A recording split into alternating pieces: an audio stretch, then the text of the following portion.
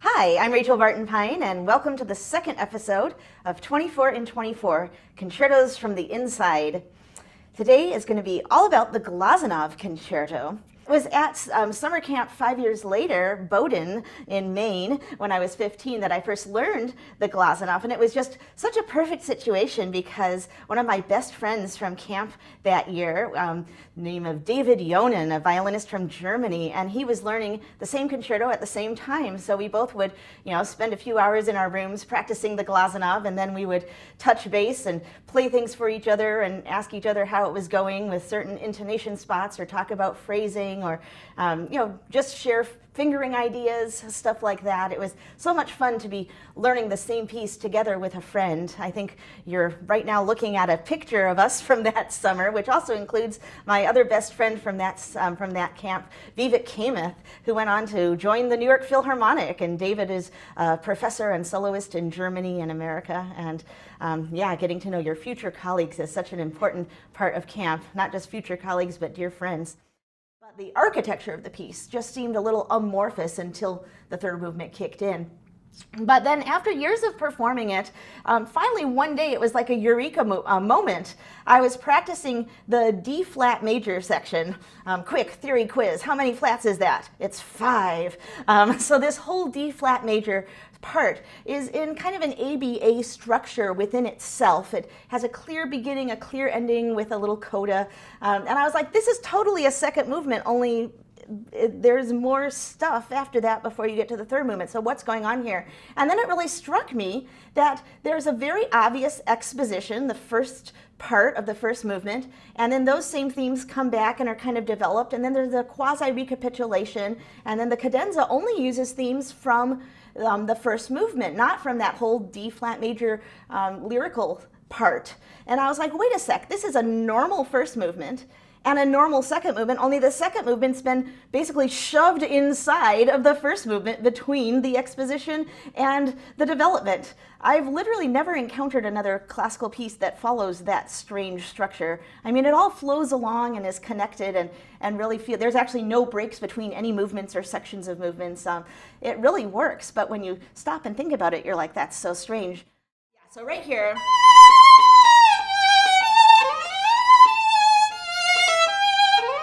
goes down, then it goes up to that beat. And if there were no dynamics, if there were no phrase markings on the page, I would actually probably do something different. Very big. And then back away from that note. And actually, I have to say, you will find recordings where people are not completely kosher as far as the print, and I would have to ask the artist. Some of them are dead, so I can't, but I've always been curious, like, did they try all of Glazunov's dynamics and just decide, I don't want to do it, I'm not feeling it, I want to do something different, that's my prerogative as a performer, or did they just not pay enough attention and it was an accidental going against the composer that they're not even quite aware of? I've always been curious. Certainly all the times I've ever coached it, I spent half the lesson going, the page says this, the page says that. Like, we could have gotten to other stuff if you were doing what the page says as a jumping off point. But anyway, with all music, I always believe in trying to do what it says, giving it my best shot of justifying it, of making it feel good.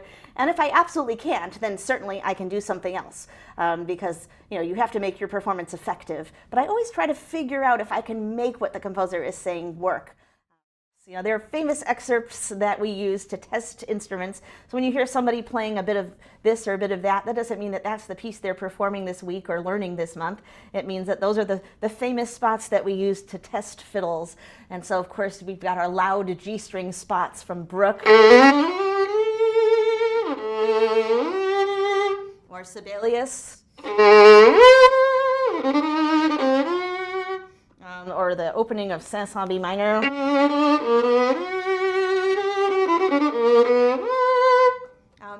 And of course, E string, you've got your Mendelssohn. If you want to has to cross the strings. The opening of Bruch or the opening of Tchaikovsky are favorites. But a lot of people, myself included, do like testing violins with the opening of the Glazunov because it's G-stringy, but it's not bombastically G-stringy. And so you get to hear the G-string kind of, have this more mezzo voce kind of quality.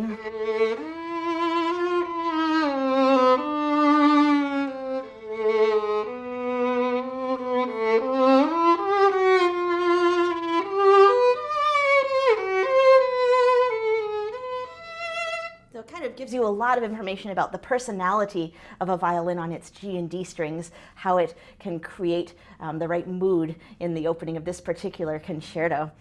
Movement 3 kicks in, and I just love this opening. I always love trumpet calls when I'm on stage and they're right behind me. It's super fun. And then getting to imitate the trumpet call is even more fun.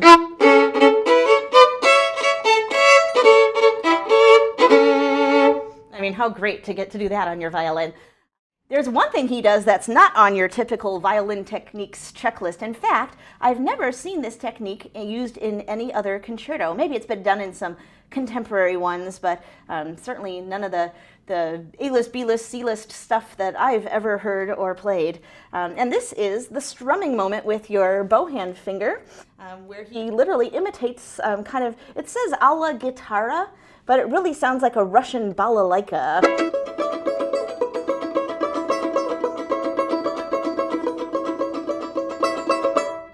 So cool. And then there are a couple of blind leaps in the third movement. Actually, there are more than a couple where you have to just be down here, and then you can't hear yourself shifting. You have to just go for it, nail it, hope that it's there. When I was a young kid practicing, my mom, this was in the days of the Chicago Bulls. Of course, I've lived in Chicago my whole life, and my mom would talk about Michael Jordan just going to the court and practicing his three-point shots over and over and over again, just so many repetitions. And I would always think of that when I was practicing my jump shifts. But there are two that I personally find to be particularly dangerous. Reaching that B. Because I'm not doing a sounding shift with a guide finger. I'm lifting my 2 and landing my 3, and it better hit the right spot.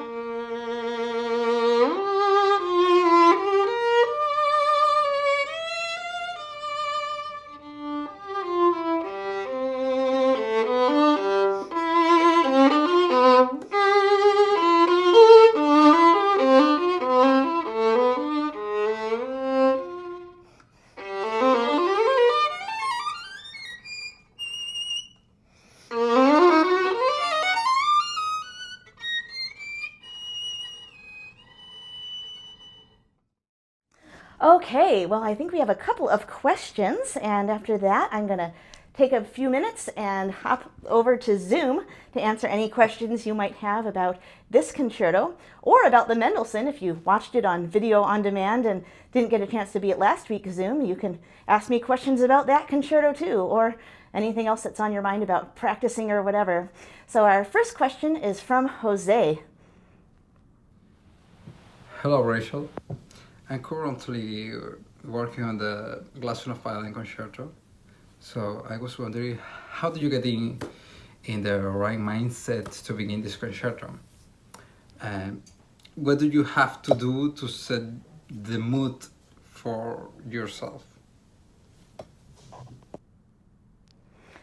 All right, yeah, there's not a long tutti to listen to put you in the mood for the music. You have to know exactly what that mood is before you even begin. And I think it's really all down to the triplets of the orchestra. This entire first section of the opening of the concerto, the orchestra is going triplet, triplet, triplet, triplet, triplet. As I said, Glazunov marks it dolce espressivo, so expressive but still sweet. So he didn't mark it molto agitato or something like you might think the music wants. So it shouldn't be overdone, but I think there's definitely a driving kind of feel to those triplets. You know, if it was duples, dum bum bum bum bum bum, then it would be a more serene, something a little more dreamy, but dum, da, da, da, da, da, da, da, you're like, ooh, it's got this underlying tension. So I never don't think of those triplets. All right, well, I'm going to hop over to Zoom now. I hope you guys have your questions prepared. Next week is going to be the Tchaikovsky, and the week after that is Barber. So if you have any questions you want to submit via video for the actual broadcast, that would be really cool. Video, of course, is the most preferred, and if you're going to make a video and remember to do it landscape, that's the best of all. But certainly we could do something if it was just audio, a spoken question and that was recorded as an audio track, or even a typed question. Don't be shy, send them in, and if I end up using your question on the air, then you get a free ticket to watch that week's show. So thanks for watching, and see you soon.